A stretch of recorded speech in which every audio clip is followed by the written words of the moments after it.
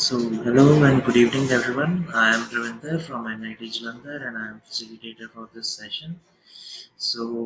I welcome you all to another beautiful session about Flutter and its backend. Today we will cover the Firebase and APIs and how to link it with Flutter and how to use backend with Flutter. And we will actually first of all look into what backend is and how it works and all those things, and then we will implement those things in our app. Today we have speakers. That is first of all me, Ravinder Chadha, and then we have Lavish Goel, and then we have Arpit Jha and Aditya Gupta. All are core team members of DSC team. So, what was the timeline that we were covering? First of all, on the day one, we covered the intro and setup, and then we covered the data essentials on day two, then Flutter essentials on day three, and today we are at the end of the Flutter festivals. That is, today we will cover the backend with Flutter, that is Firebase. So, not stopping here, we will keep going in future also. If you have any doubts, you can ping any of us to ask the doubt. So this is the day 4 timeline. So today, first of all, we will cover what is backend, and then we will see what APIs are, how they work, and by Lavish. And after that, I will show its integration, and then we will see how Firebase works and what Firebase is by Arpit, and its integration will be shown by Aditya. So in the end, we will take the doubts of this session. So let us start with the question that what are these front end, back end, what is full stack? So when a developer designs something, he designs it like differently. The front end developer is different and the back end developer is different. The front end is the part that is interacted by the phone, by the user. It is on the phone or the PC, etc. That is the UI, that is where the user interacts with the uh, elements and communicates with it. So this is the front end, and the back end is the part that is at the back end of the app, that is in the behind of the app, that the behind the scenes things, like those are happening at the server, and these things are just shown to the user, and these parts are more complex, and these are not as it is presented to the user. So all the users are linked to this backend. So uh, combination, if someone knows both like front end and back end, he can call himself as a full stack developer.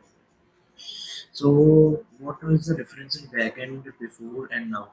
Actually, when the backend a few years back, it was just like it database must be different, server must be different, and then that also must be different. The application, that is the front end. So the front end first calls the server, and then and the server posts a request to the database and extracts the data and then shows it.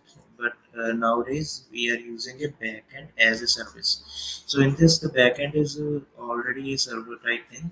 So it doesn't need another database or anything. It itself has a combination of server and database. So like we most popular example we can give as Firebase. It can automatically give you respond without you having a server and database differently. Both things are managed at same path. So you can also see that if there are server APIs and mail server. We can also create our own backend these days. Like we don't have to use any third party's backend or anything like this, but we can create our own backend writing the program. So what are the benefits of BaaS, that is the backend as a service? The benefits of BaaS are this, that it is scalable, it has fast development, simplicity, and versatility. Versatility, as Firebase and other things provide a lot of various things. These are APIs, push notifications, authentication, storage, cloud function, machine learning.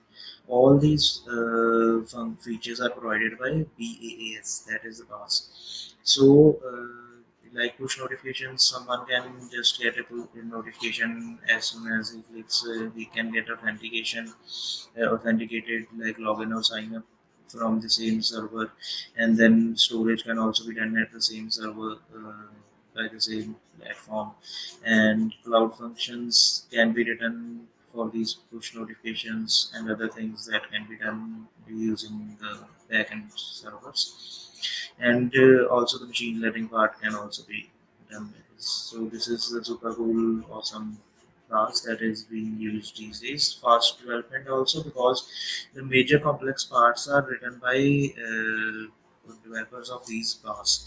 So जैसे कि Firebase के अंदर developers ने पहले ही हमारे लिए काफ़ी कुछ लिख रखा है, कोड वगैरह उनका सब कुछ ऐसे पहले ही कर रखा है हमारे लिए, तो हमें कुछ करने की ज़रूरत ही नहीं है, हमें बस एज इट इज़ एक फंक्शन लिखना है जिससे कि हम उसे कॉल कर सकें, and we can easily use that. जो भी उन्होंने बना रखी हैं चीज़ें वो बस हम features as it is integrate कर सकते हैं अपने ऐप्स वगैरह में। सिंपल तो है ही वो सारी चीज़ें, पर काफ़ी ईजी से लिखी हुई हैं, और स्केलेबल जो है क्योंकि मल्टी प्लेटफॉर्म भी है, फ्लटर वगैरह, तो ये बिल्कुल हर जगह यूजेबल है और स्केलेबल है।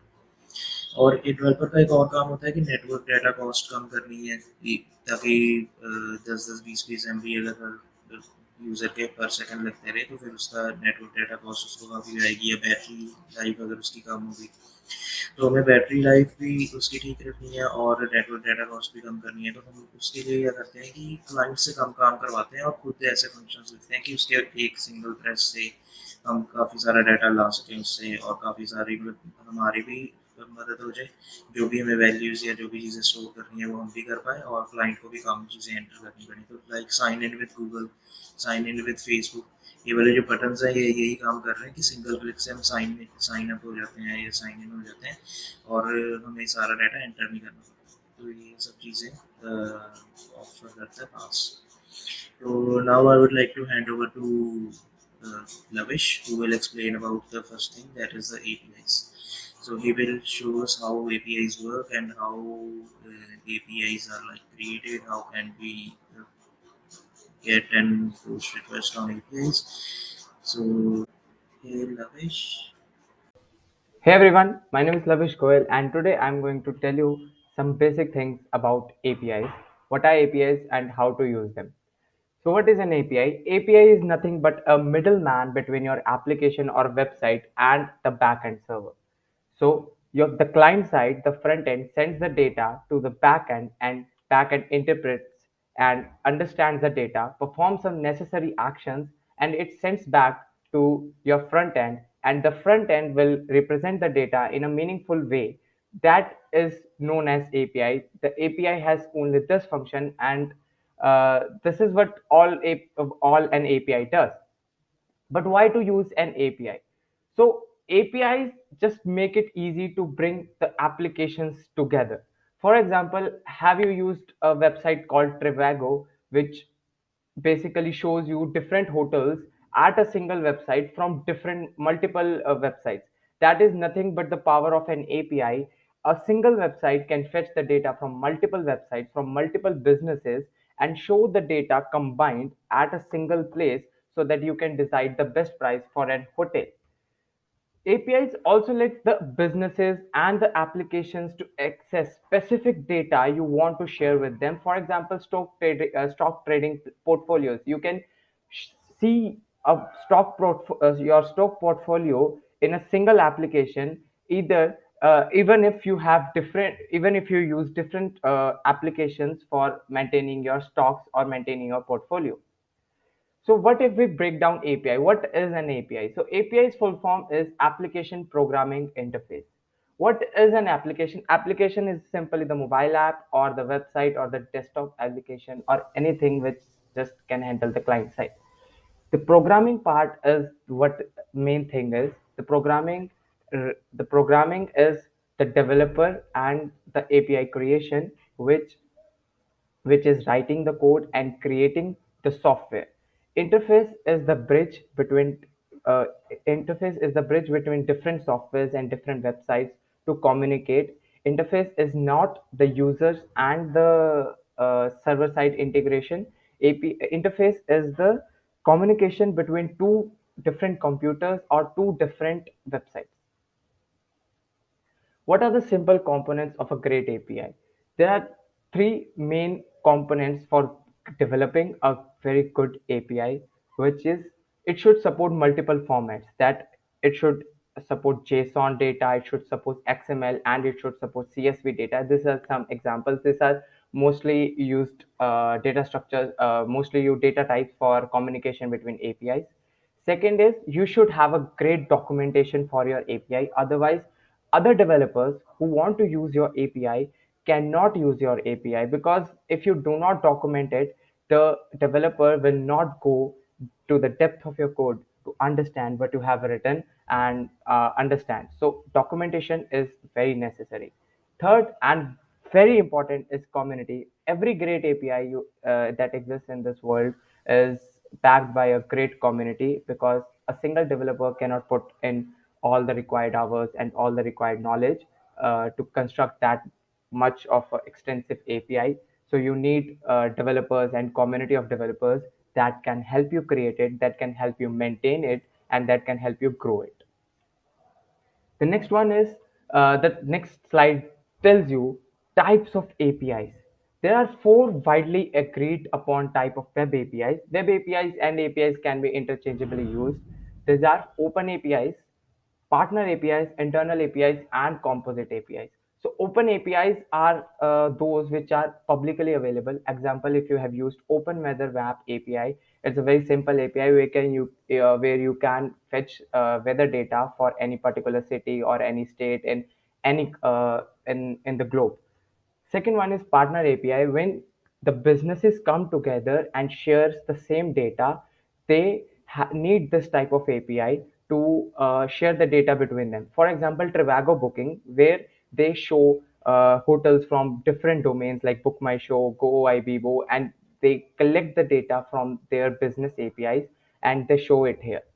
Third one is internal API. It is not shared with any third party. It is internal. It is for internal use. For example, a company exists and they have to communicate within the company, within the website, and these are private APIs. These are not exposed to the client. These are not exposed to the any third party. We cannot access the data of their website through these internal APIs. The last one is composite APIs. It is a very simple thing. Composite APIs lets you execute multiple HTTP requests, multiple API calls in a single API request. Like if you want to access post the post comments in a blog website, you want to access post comments and the likes on in that post as well.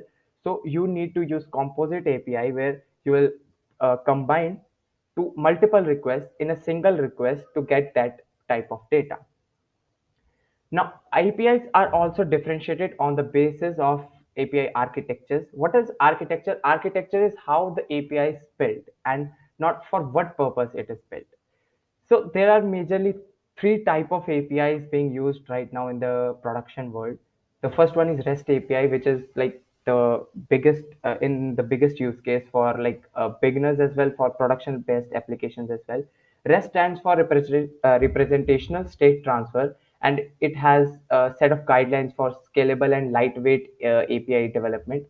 The second one is SOAP, and it is not a lot in use right now, but it was in use in like earlier websites which are not like right now very modern. It is not considered to be a modern approach because it only utilizes XML XML data type for data transfer between different computers. The third one is the modern GraphQL. It is a query language for APIs where you can access particular type of data and you can evolve the API over time, which helps the developer and the client to minimize the time for data transfer, because it will request only the specific type of data and not the whole bunch of data as in REST APIs.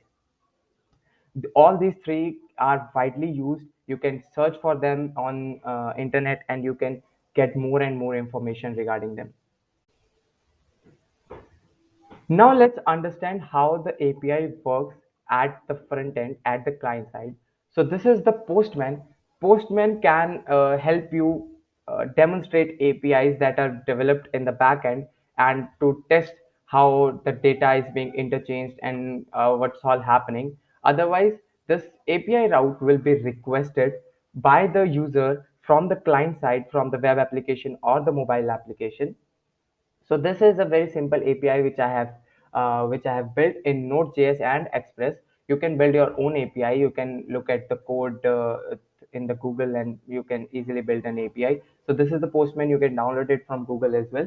So let's test it. This is a GET route. You must know about different HTTP requests like GET, POST, PUT, and delete. These are the four basic HTTP request. As the name suggests, get will get you the data. You cannot send any data in the get request to the backend. The post data is where you can send the data to the backend and manipulate it. The put request is for edit request, like you want to edit your content you have posted on Instagram. You want to edit it, you want to edit the caption and then save it. They use a put request, and delete request is for, as the name suggests, for deleting the data. So let's first test the get request, and if I click the send button, you'll see that this is welcome to route 1 message being received from the backend. I'll show you the code in a second. So this is the code which I have written, and you can see that we are receiving welcome to route 1 message as the response. And this is very easy. You can build anything here. You can connect to the database, you can authenticate, and you can do all the stuff. This is what the basic API structure looks like. You have to connect your backend to the front end. You need some middleman to do it. So API is there for the rescue. And if I'll show you the last thing, the post request as well, how you can send the data to the backend. So here I am using express.json. So I am communicating with my backend in the JSON data type. So I'll put in data in form of JSON here, not in text, in form of JSON. So my backend is expecting two data values, name and email. So we'll quickly put up here.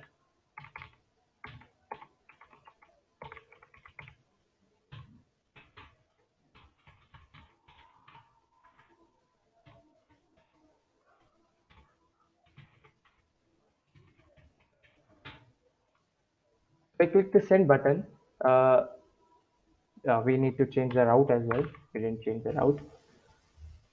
So you can see that you have received the correct response. Now in the post request, you have received all this information, and you can receive this information from the client side. You can then save it in the database. You can authenticate the user, and then you can send back the data like a JSON web token, so that you can authenticate the user at every request. Or you can send some other data. You can send a message that you are authenticated or you are logged in. You can do all the stuff with the API communication. So this is all about APIs, and you can start learning about APIs, how APIs are developed, what are different phases of API development, and what are different processes what are different steps you need to take care of while development of scalable APIs. So this is all, and now I hand over back to Ravindra for continuing the presentation on Flutter. So thank you, Ramesh, for such a great explanation of what APIs are and how they work. So uh, here we are, guys. This was the code that we were writing yesterday. So let me just run today. तो अभी हम देखते हैं इसमें कि APIs run कैसे करेंगे, मतलब APIs हम कैसे यूज करेंगे, उनसे डाटा वगैरह कैसे लेकर आएंगे. तो सबसे पहले मैं फ्लटर रन करता हूँ. फ्लटर रन करने पे अभी जैसे मैंने कोई डिवाइस नहीं कनेक्ट करा हुआ ना, मैंने एंड्रॉइड एमुलेटर चलाया, तो ये मेरे से पूछ रहा है कि क्रोम और एज तो है ही आपके पास, तो इन दोनों में से किस पे चलाना है आपको. तो जैसे मैं वन कर देता हूँ, ये खुद से क्रोम के लिए चलने लग जाता है. और क्रोम पे चलाने के लिए आपको कुछ नहीं करना. डॉक्स है आपके फ्लटर की काफ़ी अच्छी, वहाँ से आप देख सकते हो. काफ़ी सिंपल सी दो कमांड्स हैं, लाइक फ्लटर क्रिएट डॉट और फ्लटर रन -d क्रोम. तो अगर ये दोनों रन करोगे तो आपका क्रोम पे ऐप चल जाएगा. और फ्लटर कॉन्फ़िग वेब के लिए भी करना पड़ता है. तो वो सब कमांड्स आप जब कमांड्स टाइप करोगे खुद से आपको आती जाएंगी कि ये कमांड अभी रन करने वाली है, तो वो अगर रन कर लोगे तो फिर आपका क्रोम पे चलेगा। तो कल जैसे इसमें करा था मैं, वैसा काफ़ी कम सा कुछ नहीं है, कैरिवेटेड बटन है और उस पर गो टू होम पेज लिखा हुआ है, गो टू होम पेज कर देते हैं इसको। तो ये है। तो इसके अंदर ये न्यू पेज पे लेकर जाएगा मेल का बटन, और जो दूसरा है हमारे पास ऊपर काउंटर पॉजिटिव। तो जैसे ये ऐप बनने लग गया हमारा, तो यहाँ पर देखते हैं ये हमारे पास ऐप है।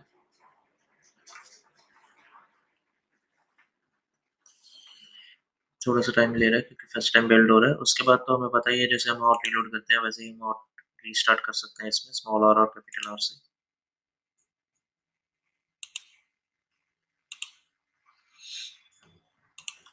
तो इसमें हमारे पास आज हम वैसे डिफरेंट करेंगे क्योंकि ये तो का फर्क है। तो जैसे go to home page button है, तो इस पर क्लिक करने से हम न्यू पेज पे जा रहे थे और बैक जा रहे थे, तो देखा हमने वेब ब्राउजर पे ये चीज़ चला दी है जो कि ऐप था हमारा, इसको हमने इस पे चला दिया। तो अभी देखते हैं कि कैसे चेंज करना है। अभी क्या कर रहा हूँ मैं कि सेंटर में कॉलम रहने दे रहा हूँ और कॉलम में जो चिल्ड्रन है उसको टेक्स्ट भी एक रहने दे रहा हूँ। तो ये हटा देते हैं और एक बटन लगा देते हैं। तो जो बटन है अब हमारे पास, उस बटन पे हम लिख देते हैं कि मतलब क्लिक में क्लिक में लिख देते हैं। और इस बटन से हम क्या करेंगे कि यहाँ पर नेविगेटर डॉट पुश, इसकी जगह हम इस पर ही अपना फंक्शन चलाएंगे और उस फंक्शन का नाम होएगा हमारे लाइक हमारे उस फंक्शन का नाम होएगा, कुछ भी ले लेते हैं, गेट डेटा। तो गेट डेटा नाम से फंक्शन ले लिया और सेमीकोलन लगा दिया तो इससे, और ये ब्रैकेट जो है ये नहीं आएगी। तो अभी गेट डाटा में एरर इसलिए शो कर रहा है क्योंकि कोई फंक्शन अभी हमने ऐसा डिक्लेयर करा नहीं है। तो सबसे पहले हम एक देखते हैं, कोई एपीआई देखते हैं जिससे हम डाटा वगैरह ला सकें। तो हमारे पास जो एपीआई है वो हम यूज़ कर लेते हैं, एक रैंडम एपीआई जिसमें से हमें क्या कहते हैं, Jason Jason place holder dot type co dot slash post. तो ये जो हमारे पास एपीआई है ना, तो ये फ्री एपीआई है और इसके अंदर हमारे पास वो है, क्या कहते हैं, डाटा है जो कि हम रिट्रीव कर सकते हैं इजीली। Dot com.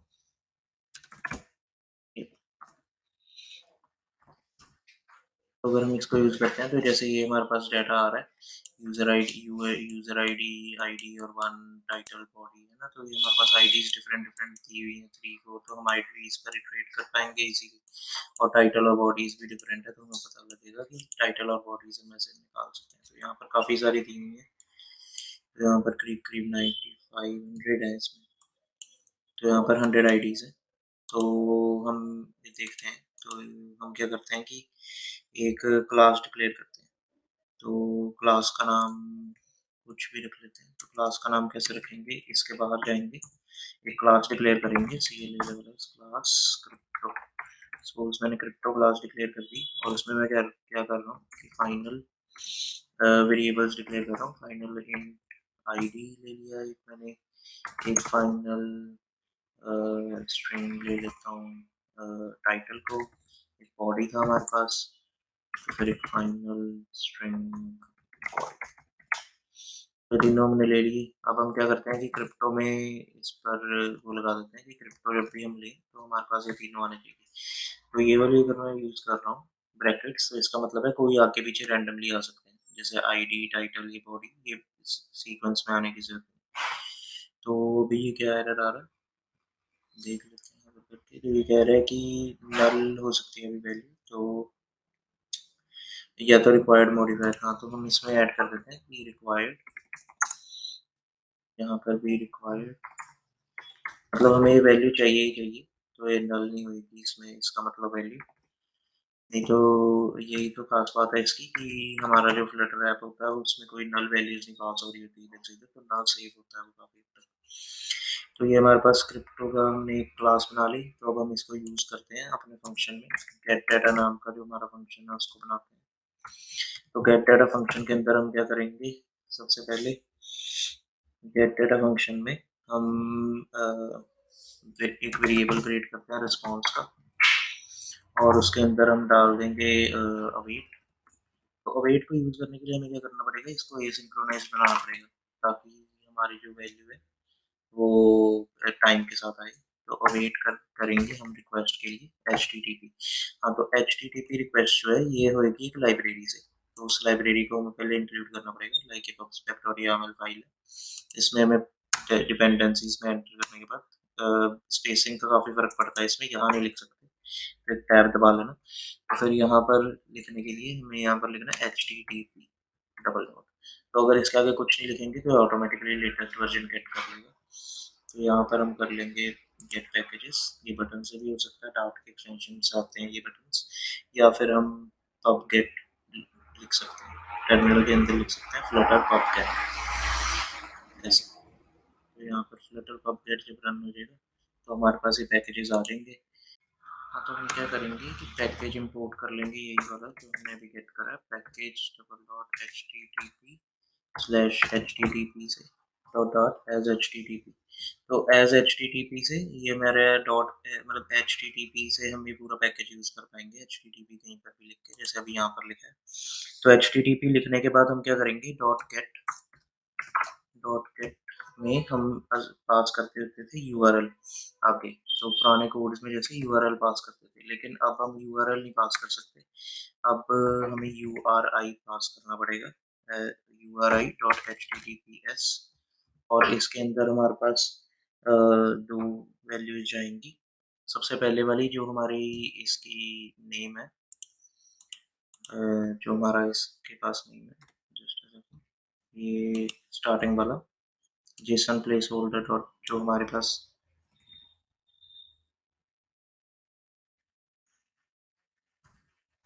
ये वाला। तो अगर हम इसको यहाँ पर पेस्ट करते हैं तो एज इन स्ट्रिंग में करना पड़ेगा जेसन, और यहाँ पर कोई भी हमने हाइफन्स वगैरह नहीं लगाने, कॉमा। और हमारी जो रिक्वेस्ट है जैसे कि पोस्ट वगैरह, ये इसके अंदर हमें डालना पड़ेगा बाकी का हेडर। तो ये आ गया। इसके बाद हम क्या करेंगे कि रिस्पॉन्स बना लिया, तो उसके बाद हम क्या करेंगे कि वेरिएबल एक और बना लेते हैं जेसन रिस्पॉन्स, जिसके अंदर हम रिस्पॉन्स को एक तरह से कन्वर्ट करेंगे। JSON response is equal to JSON decode, और जेसन डीकोड में हम क्या करेंगे रिस्पॉन्स डॉट बॉडी। तो पूरा रिस्पॉन्स डॉट बॉडी जो भी आएगा हमारे पास उसको हम डीकोड कर देंगे। तो अभी इसकी हम इंपोर्ट कर लेते हैं डार्ट के पास पहले ये काफ़ी अच्छी कन्वर्ट वाली लाइब्रेरी, तो खुद से कन्वर्ट कर देगा इसको जेसन फॉर्मेट।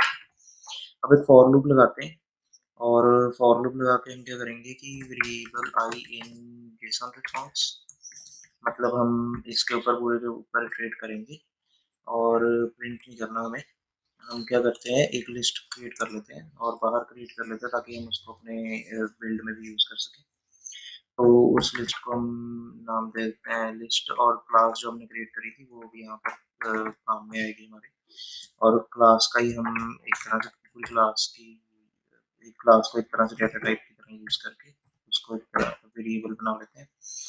तो ये हमारे पास आ गई एक लिस्ट। अब हम क्या करेंगे कि इस लिस्ट के अंदर डाल देते हैं ये वेरिएबल। तो वो वेरिएबल को इस लिस्ट में कैसे डालेंगे, पहले तो हम एक क्रिप्टो का ही बनाएंगे, क्रिप्टो डेटा टाइप की तरह से यूज़ करके अंडरस्कोर क्रिप्टो नाम से बना देता हूँ। और इसमें मैं क्या करूँगा कि क्रिप्टो में आईडी, टाइटल और बॉडी ये सब कुछ पास कर दिया। लेकिन हमारे पास जैसे हमें पता है कि हमने वो करली ब्रैकेट्स यूज़ करे थे, तो हमें उसी वे में देने पड़ेंगे जिस वे में ये है। यहाँ पर बॉडी और ये, तो हर एक को हमने बता दिया कि ये चीज़ है। तो अभी हमने अंडरस्कोर क्रिप्टो को यूज़ नहीं करा, इसलिए वो अंडरलाइंड है। तो इसके बाद हम क्या करेंगे कि अब 100 है तो 100 तो नहीं हम अपेंड करने वाले, तो हम क्या करते हैं कि देख लेते हैं if underscore crypto dot I D is greater than 11, अगर वो 11 से बड़े हो जाती है तो फिर हम क्या करेंगे, ब्रेक कर देंगे उसको, तो 11 प्रिंट कर देते हैं। और फिर हम क्या करते हैं, क्रिप्टो क्रिप्टो डॉट ऐड और इसके अंदर अंडरस्कोर क्रिप्टो। तो ये क्रिप्टो हमारे पास जो ऊपर लिस्ट थी इसके अंदर अब हम ऐड कर पाएंगे ये चीज़ें। तो अभी कोई एरर आ रहा है, देख लेते हैं। Okay, name CRYPD। सो अब ये हमारे पास फॉर लूप में क्रिप्टो बन गया। तो अब हम क्या करते हैं, एक बार प्रिंट करके देख लेते हैं। तो प्रिंट करते हैं क्रिप्टो डॉट लेंथ और ये सो अभी हमारे पास रन हो जाएगा और इसमें हमारे पास लेंथ आ जानी चाहिए यहाँ से। तो देखते हैं क्या होता है। ऐड हुई जाएंगे तो यहाँ पर हमारे पास ये था अभी चल रहा। अभी हम सिर्फ एक रीस्टार्ट करेंगे स्मॉल आर या कैपिटल आर से, टर्मिनल में जाके स्मॉल आर दबा के। तो अभी ये जैसे ही रीस्टार्ट हो जाएगा, जैसे अभी ये रिफ्रेश हो रहा है सारा का सारा,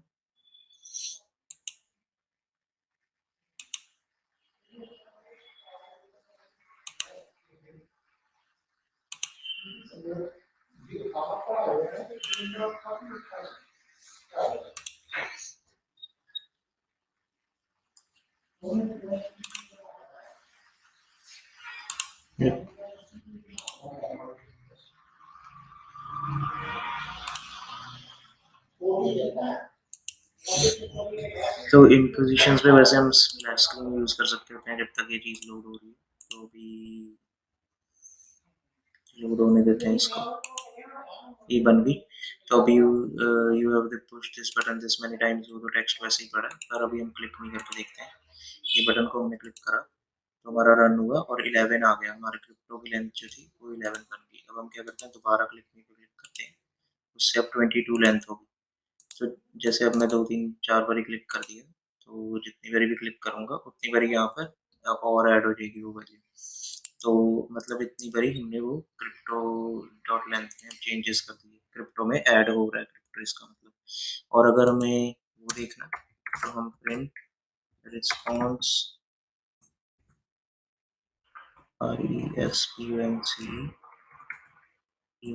रिस्पॉन्स डॉट बॉडी, अगर हम ये प्रिंट करके देखते हैं तो हमारे पास वो भी आ जाएगा। क्लिक करने पर पूरा का पूरा रिस्पॉन्स जो वहाँ से आ रहा है, तो हम देख सकते हैं पूरा का पूरा API डाटा यहाँ पर आके प्रिंट हो चुका है, 100 की 100 वैल्यूज। तो मतलब हम ऐसे करके एक क्लिक से, सिंगल क्लिक से सारा का सारी की सारी API लेकर आ सकते हैं काफ़ी जल्दी। तो अब हम क्या करके देखते हैं, अब ये चीज़ है ना कि यहाँ पर कैसे डिस्प्ले करवाना है फ्लटर के इस पे, ऐप पे, वेब पे या कहीं पर भी इसको यूज़ कैसे करें ये डाटा को, ये यहाँ पर तो आ रहा है प्रिंट करने के लिए।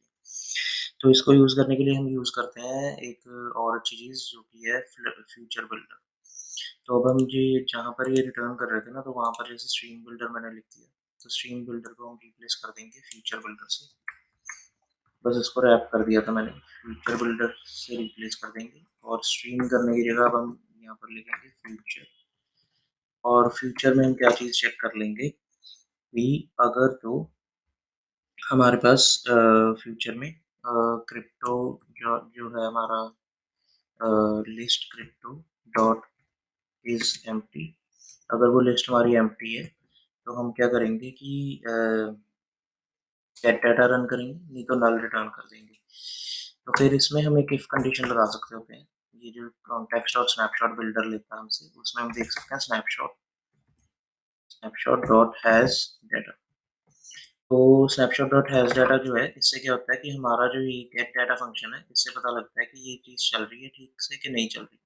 अगर तो उसके पास डाटा है तो हम अपना यही वाला स्कैफोल्ड रिटर्न कर देंगे, नहीं तो अगर उसके पास डाटा नहीं है तो हम क्या करेंगे कि उसको रिटर्न करेंगे एक स्कैफोल्ड जिसमें ऐप बार होएगा, विजेट टाइटल वो तो सेम ही है। और यहाँ पर हम क्या करेंगे कि ये सब चीज़ों की जगह उसको रिटर्न करवा देंगे, इसके चाइल्ड में कॉलम की जगह हम उसको रिटर्न करवा देंगे एक सर्कुलर प्रोग्रेस इंडिकेटर।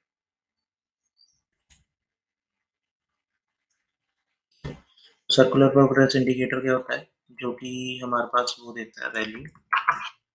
तो ये आएगा कॉमा। तो सर्कुलर प्रोग्रेस इंडिकेटर क्या होता है कि ऐसे ऐसे लोडिंग जो होती है ना वो शो होगी वहाँ पर, बाकी सेम ही रहेगा। और गेट डाटा चल रहा है, तो गेट डाटा जो है इसको हम फ्यूचर में रिटर्न करवाते हैं इससे वैल्यू, अगर वैसे करवानी है तो जैसे फ्यूचर इंट रिटर्न करवा रहा हूँ इससे मैं, तो अब यहाँ पर क्या करूँगा, मैं रिटर्न करवा दूंगा रिटर्न क्रिप्टो डॉट लाइन, है ना। तो ये मैंने जो वैल्यू मेरी बड़ी जा रही थी इसको मैंने रिटर्न करवा दिया। और वैसे इसका कोई इतना खास फर्क नहीं है। अब हम क्या करते हैं, एक बारी रिफ्रेश, ताकि हमें हर बार ही दिखे बन के, तो हम क्या करेंगे, सेट स्टेट यूज कर लेंगे। ये ऊपर वाला फंक्शन तो वैसे भी हम कहीं यूज नहीं कर रहे, तो ये सब हटा सकते हैं हम, काउंटर और इसका ये, और इसमें डाल देते हैं फॉर लूप के बाद लाइक सेट स्टेट। तो सेट स्टेट में कुछ भी नहीं, हमें बस एक बारी रीसेट ही करनी थी। तो मैं कुछ भी क्रिप्टो इक्वल टू क्रिप्टो लिखने की जगह crypto dot length, crypto equal to crypto लिख सकते हैं, कुछ भी मतलब, जिससे कि बस ये फंक्शन को हमने वैसे ही रन करना है, ताकि एक बारी सेट स्टेट हो जाए। तो ये हमारे पास आ जाएगा सेट स्टेट। तो उससे क्या होएगा, हमारे पास रीलोड हो जाएगा। तो अभी हम पहले एक बार रीस्टार्ट करके देखते हैं। तो यहाँ पर देखना सर्कुलर प्रोग्रेस इंडिकेटर आएगा एक बार, क्योंकि उसके बाद हमारा वो फंक्शन रन हो जाएगा कि अगर वो खाली था तो साथ ही में फंक्शन रन कर देना था हमने। तो लेट अस जस्ट वेट।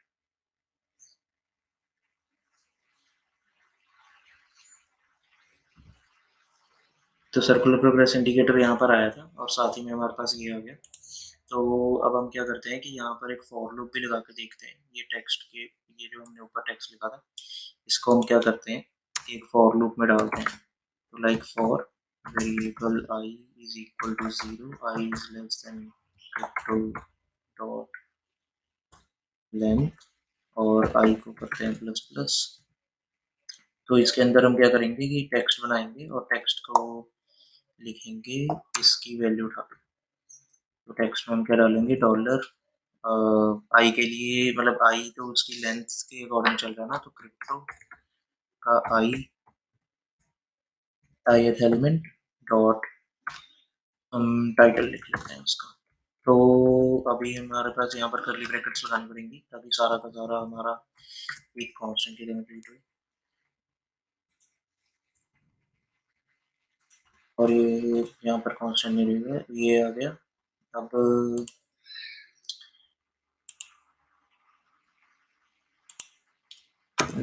ये साइड पर हमारे पास स्ट्रिंग ऐसे,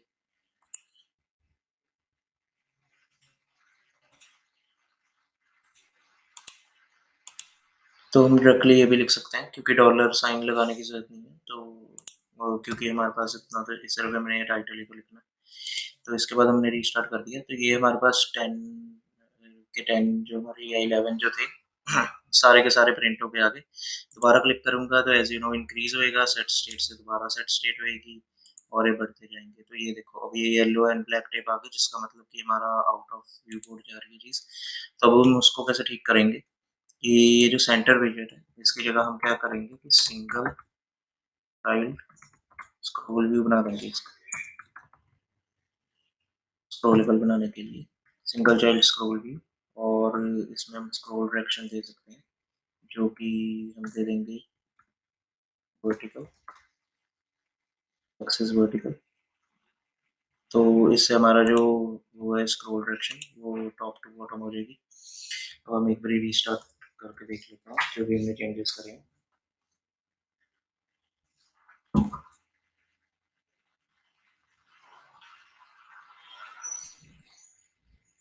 तो वो सर्कुलर प्रोग्रेस इंडिकेटर का यही फायदा है कि जैसे हम, अभी चीज लोड हो रही है वहां से हमारे इंटरनेट से, तो हम उसको उतनी देर के लिए वेट करवा सकते हैं, लाइक अभी के लिए वेट हुआ था। तो ये हमारे पास आ गया, इसको और क्लिक करेंगे और ज्यादा, तो और ज्यादा अब नहीं एरर आ रहा। अब ये स्क्रोल स्क्रोल बार भी हमारे पास साइड पर आ गई, और जितनी बारी भी हम नीचे जा जाके क्लिक करते हैं उतनी लंबी ये लिस्ट बनती जाती है, उतना ही स्क्रॉल होता रहता है। तो ये हमने सारा का सारा टेक्स्ट यहाँ पर डिस्प्ले करवा दिया, और ये सारा एपीआई से आ रहा है, बिल्कुल उसी वे में आ रहा है जिस वे में वहाँ पर बना हुआ है। तो लाइक यहाँ पर है, जो भी टाइटल है वही यहाँ पर भी डिस्प्ले हो रही है चीज़ें। तो बस यही सब था जिससे कि आप एपीआई को कॉल कर सकते हो। हमने फ्यूचर बिल्डर भी यूज़ करके देख लिया, ये भी हम जब डाटा कॉल करेंगे तो हम यूज़ करते होते हैं बिल्ड करने के लिए। So I would like to now hand over to Arpit, who will explain us about what is Firebase and how it works. Hey everyone, I'm Arpit from ICE second year NITJ. So now we are going to talk about Firebase. So Firebase is one of the most prominent example of backend as a service. It helps us to manage our server, API, database all in the same place. It is a toolset to build, improve, and grow our app. And the tool it normally gives us covers a large portion of the services that developers like me and you would normally have to build ourselves but don't really want to build. For example, I'm an Android developer and only want to focus on improving the front end of the app, which would improve the user experience, and don't want to get into the messy backend stuff. To avoid this, Firebase provides us with features like analytics, authentication, database configuration, and many more. These services are hosted in the cloud, and then we can scale them with almost little to no effort on our own. So here is a diagrammatic representation of the traditional backend model versus the Firebase backend model. In the traditional backend model, generally, client apps would have to request the HTTP API to the server, which would then further request the data from the database or the cloud through the help of SDKs. Whereas all of this process have been simplified in Firebase. Nowadays, if you are using Firebase, you can directly request the data from the Firebase through the Firebase SDK in your apps. So overall, Firebase helps us to build our better apps using the features of Firebase such as authentication, cloud function, cloud firestore, cloud storage, hosting, MLK, and real-time database, some of which we will discuss later. It can also help us improve our app quality through the Crashlytics, performance monitoring, and test lab, and also helps us to grow our app through analytics, prediction, cloud messaging, in-app messaging, remote configuration, A/B testing, and dynamic links. Now we will discuss about the Firebase database. Firebase provides us with NoSQL databases which do not store the data in form of tables, rather in form of key and value pairs, which we will see sometime later. Firebase provides us with two types of database service. First, real-time database, and second, cloud file store, and both of which provides us with very fast data sharing between client and server. Now here is a diagrammatic representation of the SQL representation of the database as well as the Firebase representation of the database. If you are a student of RDBMS, you can easily understand the left-hand side of the image, but no worries, we have the Firebase database with us. So here's a real life example of the real time database. Last year, I made an app wherein I implemented a feature where a user can upload his or her documents, which could be anything such as a form, and other users can read them, like them, or even dislike them. So here you can see that the data is stored in key value pairs. First of all, we have our main tag, which is the My Documents tag, and under them are some random generated words. The best feature of Firebase is that the developer can himself make changes to these keywords, and it can be anything from being a random keyword to a specific pattern generated keyword. Under these headers, we have five different key values. First of all, file name, which denotes the name of the document uploaded by the user himself. Second is the file URL, which denotes the specific path of the data stored in Firebase. Third, which one I have used is number of dislikes, then number of likes, and number of views. And the algorithm for this can be made by the developer himself. So the next very interesting and cool feature of Firebase is the Firebase Authentication.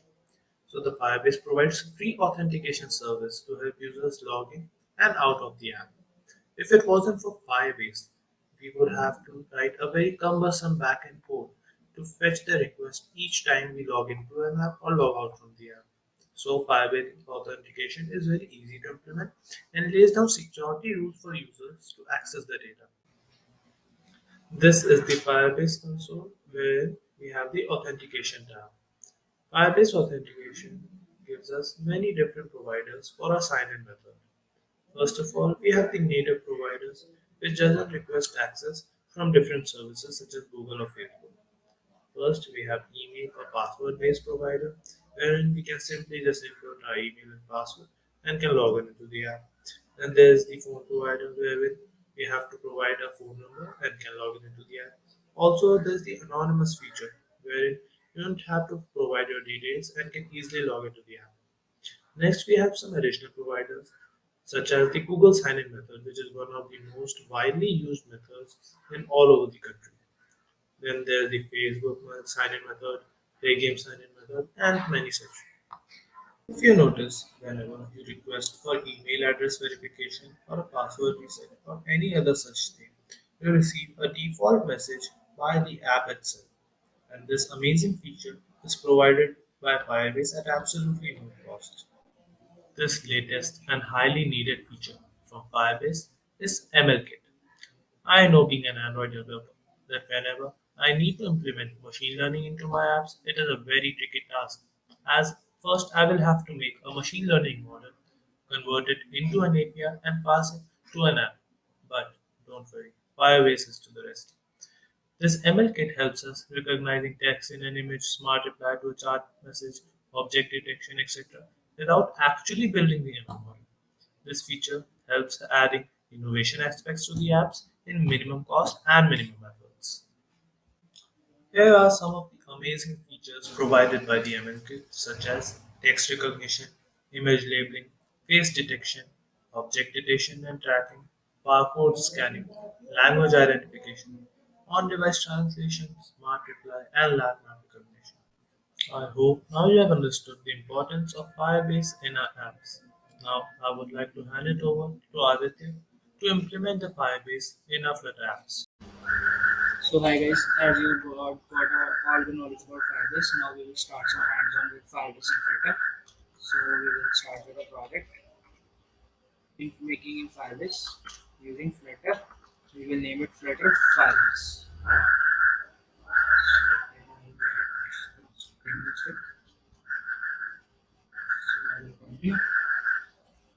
Then again, here select the folder account and click create project. It will take a minute to create project.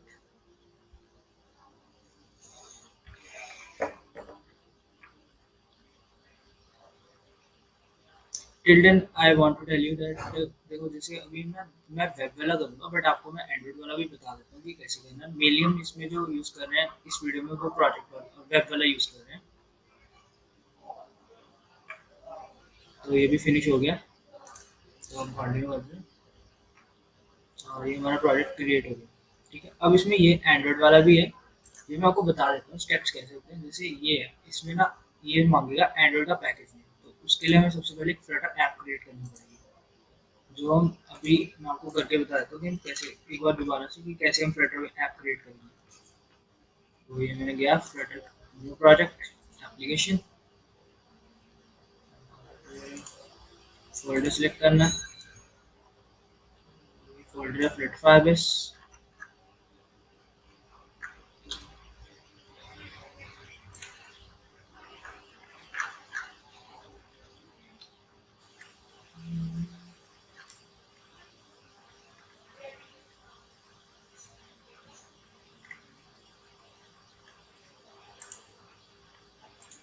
इसके अंदर हम Flutter application हम create कर देंगे ये Flutter create run हो रहा है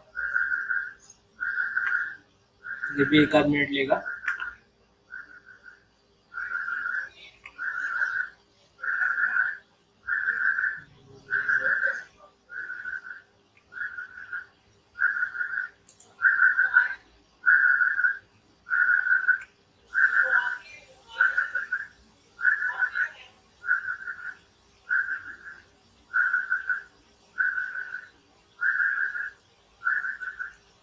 ये हमारी फाइल्स क्रिएट होगी तो मैं आपको फटाफट बता देता हूँ ये देखिए ये है एंड्रॉइड के अंदर ऐप होता है इसके अंदर जो बिल्ड और ग्रेडल होती है ना इसके अंदर हमारी एक होती है ये डिफॉल्ट कॉन्फ़िग है ना ये इसके अंदर जो एप्लीकेशन आईडी है ना ये यहाँ पर डलेगी पैकेट और नेम यहाँ पे मैं अपना एंड्रॉइड का ऐप नेम डाल दूंगा तो ये मुझे कॉन्फ़िग फाइल देगा सपोज चलो हम डाल के देख लेते हैं ये कॉपी की फिर डाल दी, मैंने आपका नेम लिख दिया फ्लटर। ठीक है, मैं रजिस्टर पे क्लिक करूँगा।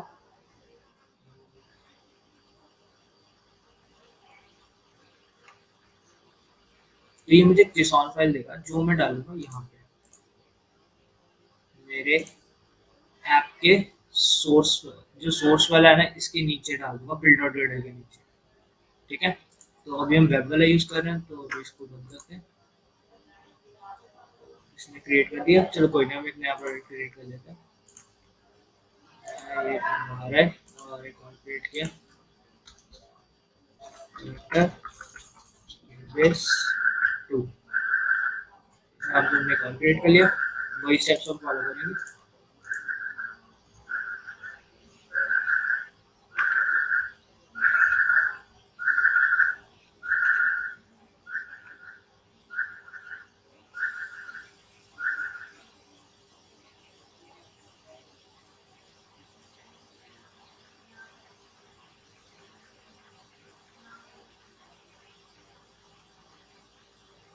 ये हमारा प्रोजेक्ट क्रिएट हो गया। अब हम इसमें जाएंगे वेब वाले पे और इसको हम नाम देंगे फ्लटर फायरबेस एंड रजिस्टर कर देंगे आप।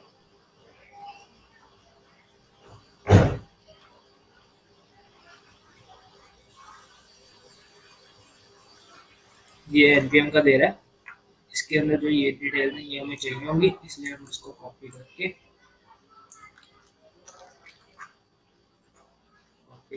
हम एक नोटपैड फाइल खोल लेते हैं या VS कोड में।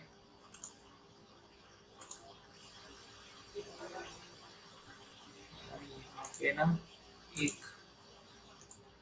.txt बना देते हैं।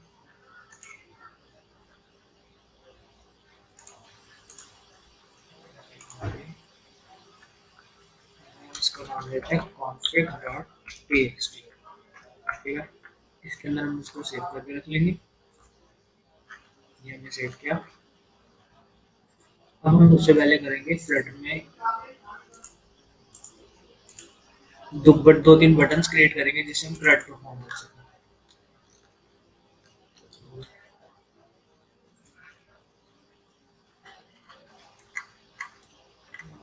यहाँ पे हम आएंगे विजेट्स में, ये है विजेट्स,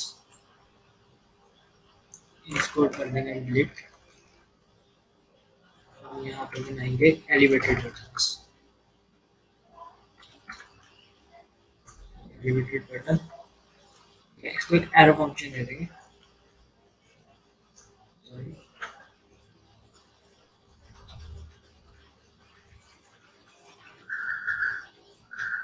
ऐड मार्क्स, और इसके चाइल्ड में लिख देंगे टेक्स्ट।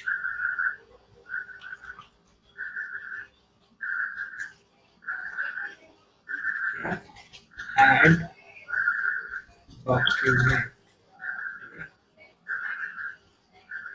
इसको नीचे ले आते हैं, अभी एरर देगा तो टेंशन मत लेना। इसी तरह मैं कॉपी करूँगा, पेस्ट, 3 बटन बनाने हैं, एक ऐड हो गया, फिर आप डिलीट, और ये काम करेगा डिलीट। ठीक है, इसी तरह से एक बना देते हैं, ऐड हो गया, डिलीट हो गया, क्रिएट। ये हमारा डॉक्यूमेंट क्रिएट कर देगा। अब इनके बीच हमने स्पेसिंग देनी है, तो मैं यूज करूँगा एक साइज बॉक्स।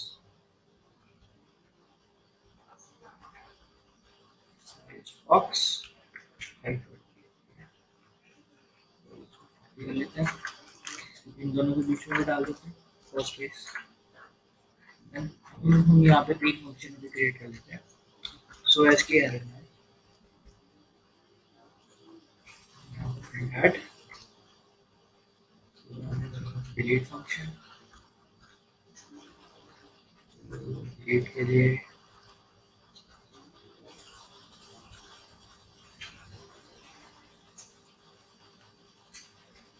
और इसी तरह से हम आएंगे क्रिएट का फंक्शन का नाम लिख लेते हैं,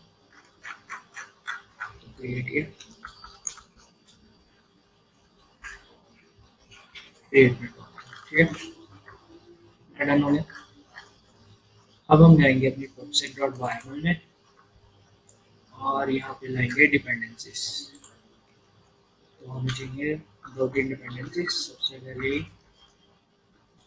Firebase अंडरस्कोर core, ठीक है, वर्जन में सोच रहा वो अपने आप उठा लेगा। तो एक चाहिए हमें Firebase अंडरस्कोर auth, एक क्लाउड अंडरस्कोर फायरस्टोन।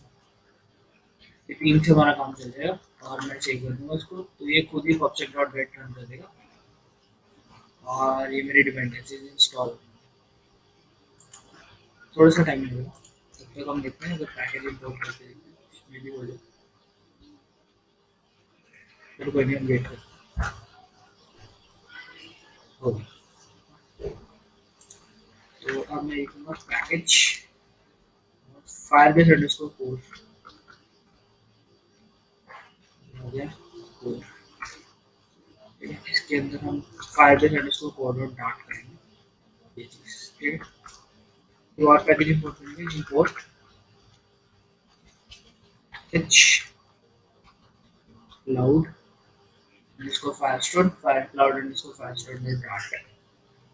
दो पैकेजेस चाहिए, हम यहाँ पे लिखेंगे विजेट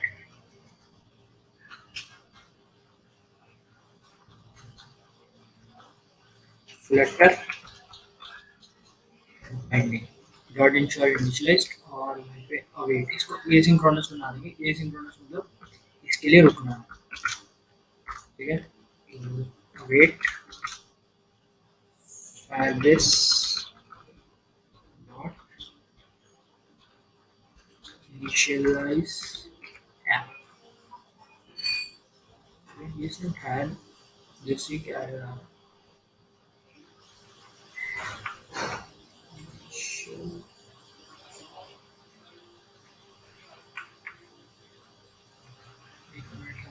क्या इशू आ रहा है।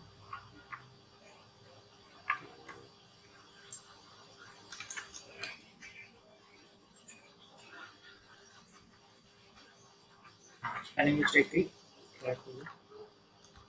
तो इसने मेरा इनिशियलाइज कर दिया। और हम पहले इसको रन करके एक बार देख लेते हैं, उसके बाद बारी बारी फंक्शन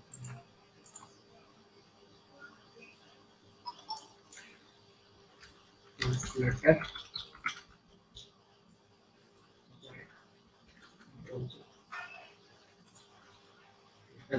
शट डाउन कर देते हैं, गलत लिख दिया फ्लटर। तो अब ये मुझे वेब वाली ऑप्शंस दे रहा है, तो मैं करूँगा क्रोम। ये मेरा क्रोम में खुलने के लिए 2 मिनट लेगा क्योंकि अभी फर्स्ट एड बिल्ड हो रहा है ना।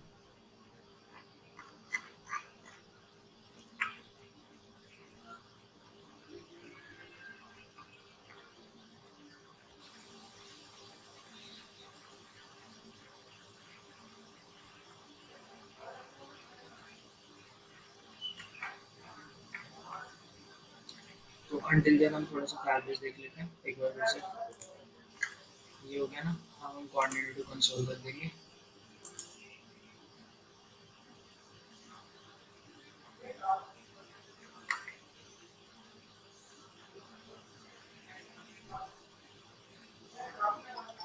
यहाँ पे क्रिएट डेटाबेस कर दूंगा, स्टार्ट एंड टेस्ट। ये मैं भूल गया था करना, अभी हम कर देते हैं। तो मैं एक रीजन सेलेक्ट कर लूँगा। रीजन में तो कोई भी रीजन सेलेक्ट कर सकते हो, जैसे एशिया का, यूरोप का, बट प्रेफरेबली अपना लोकल रीजन सेलेक्ट करो, बेटर रहता है। जैसे मैंने एशिया नॉर्थ ईस्ट से कर दिया, तो ये मुझे क्लाउड फायरस्टोन बना के दे देगा। अंटिल देन हमारा ये भी स्टार्ट हो गया।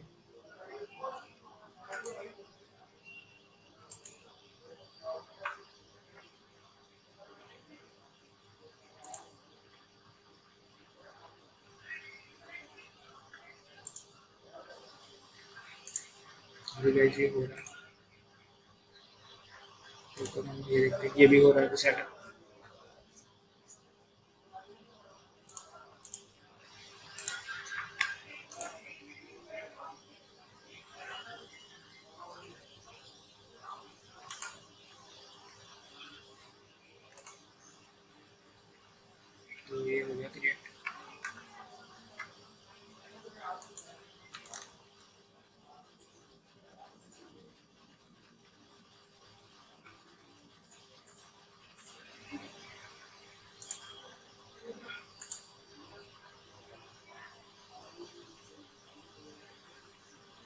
ये देखो guys, ये हो गया हमारा रन।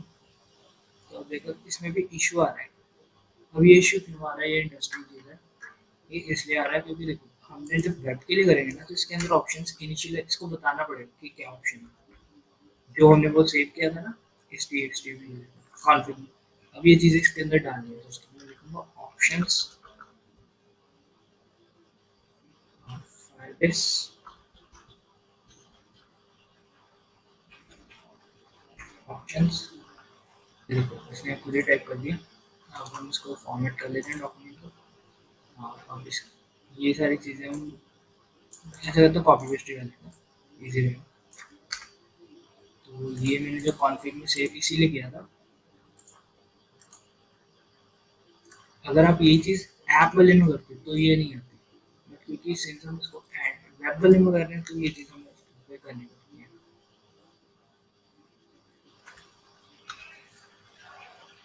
तो ये हो गया। अब इसको फॉर्मेट कर देते हैं सो दैट एक क्लीन लुक आ जाए। और मैं इसको सेव करूँगा। इसको फॉर रीलोड करने के लिए आर दबाऊंगा, फॉर स्टार्ट हो जाएगा।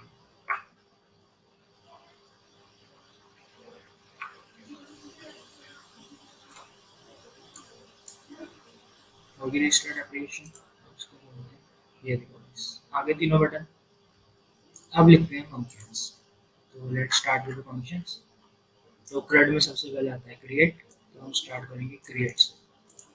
क्रिएट प्रिंट हो जाएगा, उसके बाद हम लिखेंगे फायरबेस फायर स्टोर।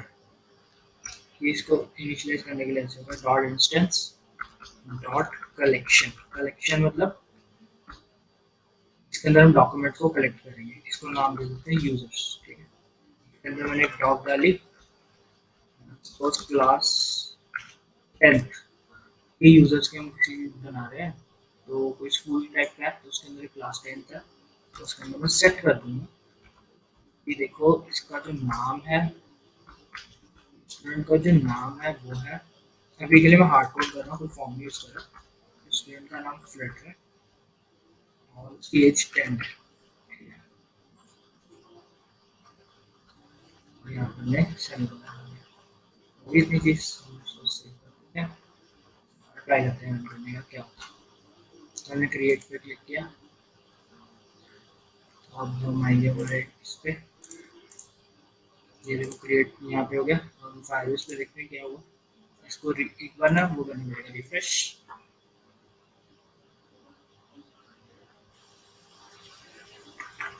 तो इसको इशू आ रहा है। आई थिंक हमने इसके रूल्स नहीं चेंज करे इसलिए हो रहा होगा। Let's see.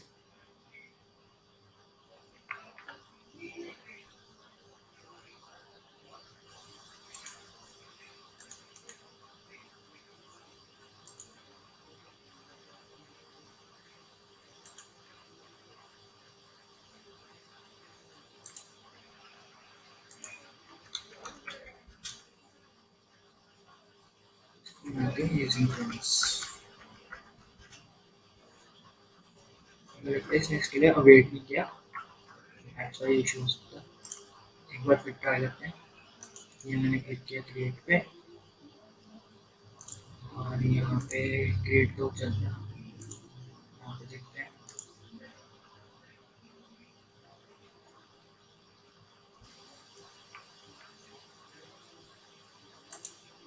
फेल हो गए दोबारा कुछ आ रहा है कलेक्शंस में। एक बार दोबारा बोलते हैं वापस।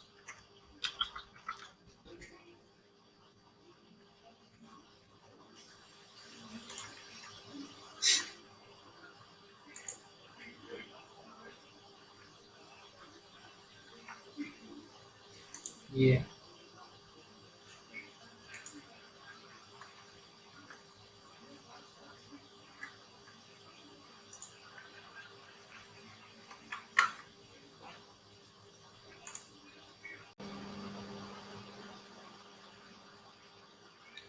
so guys, I think I have some mistake in the code, so let's see the code once again.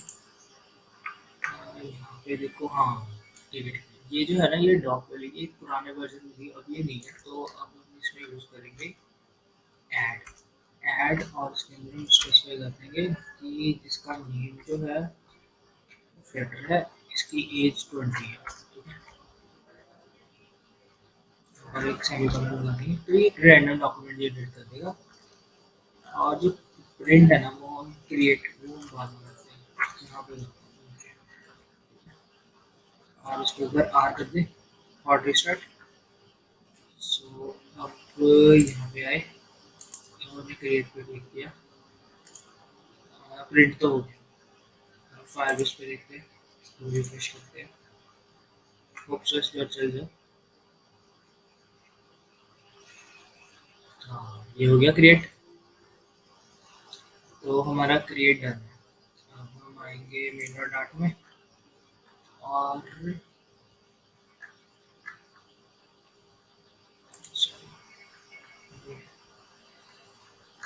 Create हो गया। अब हम ये ऐड और क्रिएट तो एक ही बात होगी, तो थिंक हम इसमें नाम चेंज कर लीजिए, ऐड डॉक्यूमेंट हो गया, रीड करते हैं इसका नाम, ऐड की जगह पे रीड। अब मैं अपने डॉक्यूमेंट्स पढ़ना चाहता हूँ,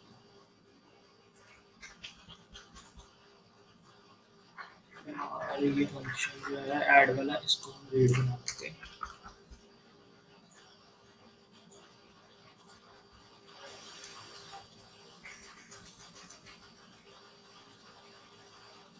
तो इसमें हम लेंगे ये चीज़,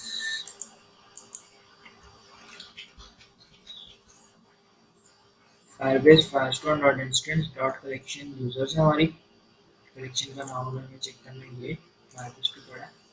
और उसके स्नैपशॉट्स में जो डेटा है, उसके जो डॉक्स हैं, डॉक्यूमेंट्स नहीं, डॉक्स, डॉक्स के अंदर हम एक फॉर ईच लूप चलाएंगे। फॉर ईच लूप होता है कि उसके हर एलिमेंट को ट्रैवर्स करके जो उसका डेटा है वो हमें प्रिंट करेंगे,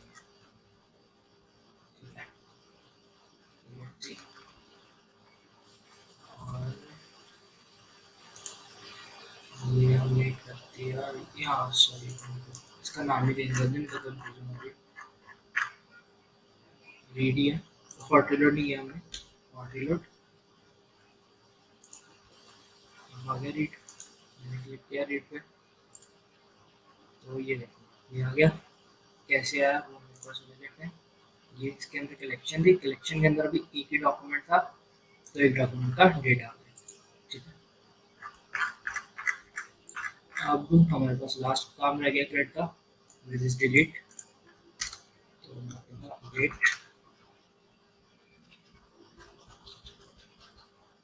Firebase Firestore dot instance dot collection, और कलेक्शन का नाम हमारे यूजर्स। उसके बाद इसको टॉप नहीं मिलती, टॉप कौन सी डिलीट करनी है, तो मेरे पास एक ही डॉक है, तो मैं क्या करूँगा अभी हार्ड कोड कर रहा हूँ। जब आप एक्चुअल में करोगे तो आप डॉक्यूमेंट का नाम पास करोगे, अभी मैं इसको हार्ड कोड करने जा रहा हूँ, तो इसमें मैं लिखूँगा डॉट ये वाली,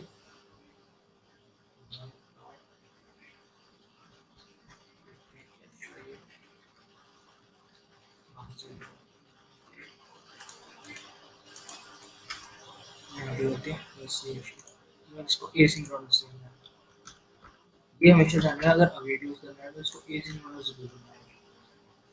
तो अब देखते हैं हमारी डॉक डिलीट होती है, एक बार इसको हॉट स्टार्ट भी कर दें,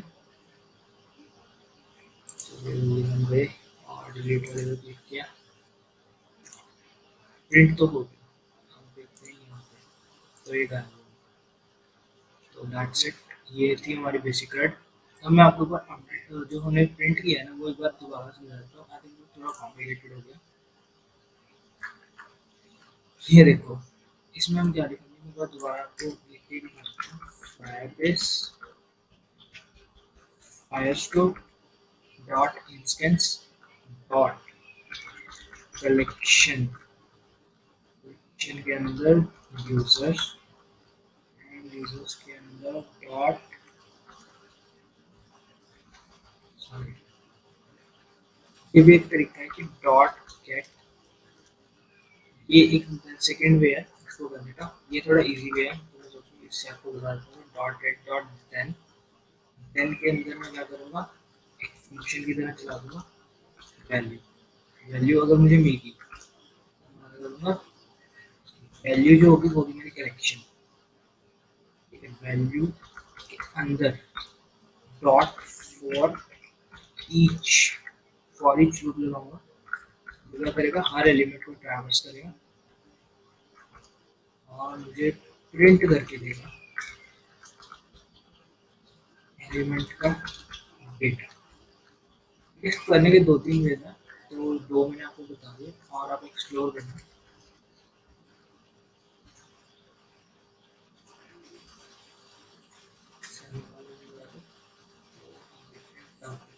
हो सकता है डॉक्यूमेंट तो है ही नहीं तो एक मैं डमी डॉक्यूमेंट यहाँ से भी क्रिएट कर सकता हूँ ये मैंने ऑटो आईडी जनरेट की और फील्ड है नेम नेम के अंदर हमारे पास फ्लटर एज है इसकी 20 सेव करके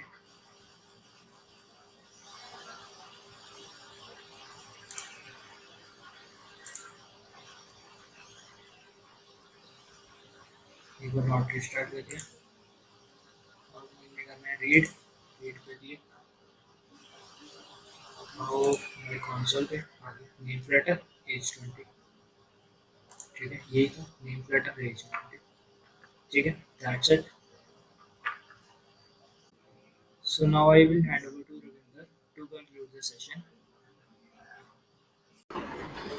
So thank you Aditya for such a beautiful demonstration of how Flutter apps work with Firebase and how can we link them.